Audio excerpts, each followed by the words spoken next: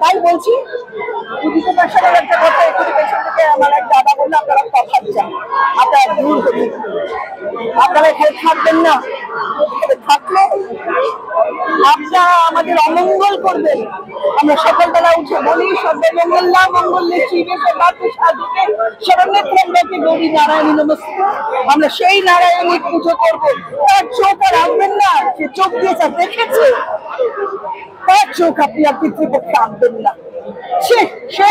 এবং এই কারণে আমাদের মাতৃশক্তির এইরকম বিড়ম্বনা হচ্ছে, এরকম লাঞ্ছিত করতে হচ্ছে।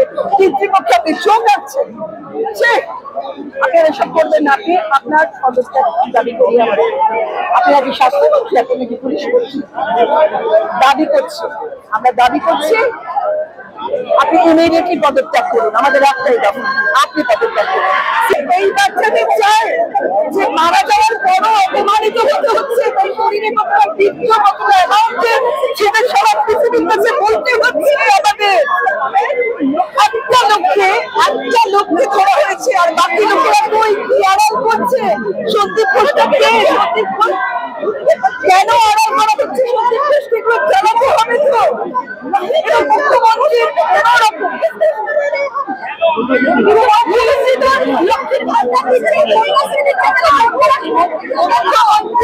কলঙ্কশ্রী, তাকে আমরা সবাই পশ্চিমবঙ্গের কলঙ্কশ্রী উপাধিতে আমরা তাকে বিভূষিত করতে চাই।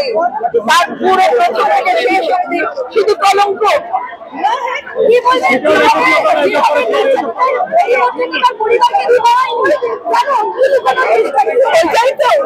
পরিবারকে ওইভাবে 3 ঘন্টা আটকে রাখা হয়েছে, তাকে দেখতে পাওয়া হয়নি। তাকে সুপারের নাম করে কোন পিশাচ বলা হয়েছিল, তাকে বলেছে সে সুইসাইড করেছে।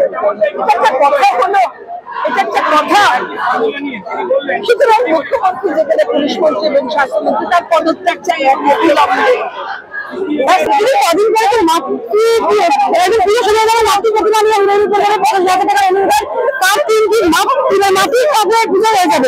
এই রাজ্যে জীবন্ত মানে ঠাকুর কি অবস্থা রক্ষে নেই।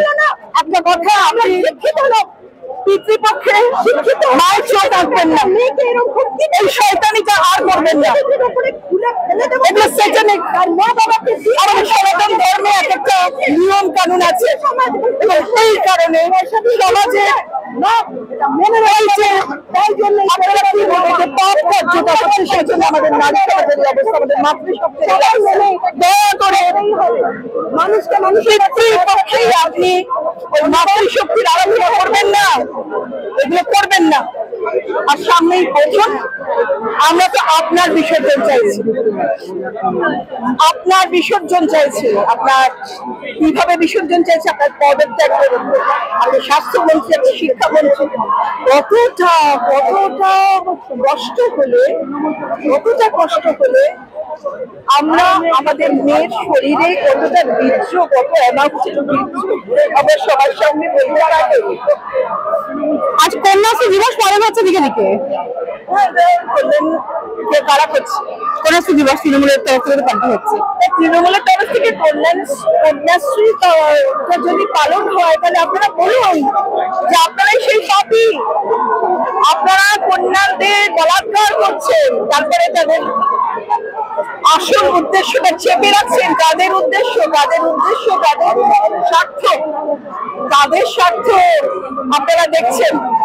কেন তার মা বাবাকে 3 ঘন্টা বাইরে অপেক্ষা করতে বলা হলো? সুইসাইড। কেন সুইসাইড বলা হচ্ছে? এই যে এখানে একজন আছেন, তিনি মমতা ব্যানার্জি বলছেন, একদিকে বলছেন সিবিআই তদন্ত হবে, আরেকদিকে কোর্টে গিয়ে বলা হচ্ছে যে তদন্ত করতে দেওয়া হবে না। মানে কোর্টে 2 ঘন্টা সময় দেওয়া হয়েছে তাকে। হ্যাঁ, সেই তো। কেন তাদেরকে আটকে কে আছে? ওই রঞ্জিত ঘোষ, আমি সন্দীপ ঘোষ, কি নাম? সন্দীপ ঘোষ কে? আচ্ছা, আত্মীয়তা কে? এই নাটের গুরুটা কে? আচ্ছা, আমার পাশে একজন আছে, উনি আগে কাজ করতেন অদ্ভুত কথা উনি বলবেন যে হসপিটালে পশ্চিমবঙ্গের যত হসপিটাল আছে এক্সরে মেশিন বা যত কিছু আছে ওই ধরনের জিনিসগুলো সব রিকন্ডিশন করে নতুন ভাবে টেন্ডার হয়। এরকম দুর্নীতি আমাদের থেকে অনেক ধরা পড়েছে, আমরা অনেক জানি। এটা একটা শুধু কিছু লোকের মাইনে দেওয়ার জায়গা, নামে একটা হসপিটাল, কিন্তু এটা সঠিকভাবে কোন সুচিকিৎসার জায়গা নেই। কারণ আমরা দেখবেন সারি সারি সারা বাংলার লোক বিছানায় শুয়ে রাস্তায় শুয়ে পড়ে থাকে। এখানে সম্পূর্ণ দুর্নীতি রাখা, কিছু লোকের মায়না, কিছু ব্যবসায়ী টেন্ডার পাইয়ে দেওয়া, এছাড়া আর কোনো কিছু নেই। সরকারি নিরাপত্তা নেই। পরিকাঠামো শুধু সাজানো, হ্যাঁ এটা কোনো পরিকাঠামো নেই, শুধু সাজানো, টেন্ডার কোম্পানিকে টেন্ডার পাইয়ে দেওয়া, কিছু লোকেদের মাইনে পাইয়ে দেওয়া, কোনো রকম নিরাপত্তা নেই, কোনো মানুষেরই নিরাপত্তা নেই, কোন রকম প্রশাসনিক পরিকাঠামো নেই। সারা বাংলায় স্বাস্থ্য পরিকাঠামো সম্পূর্ণ ভেঙে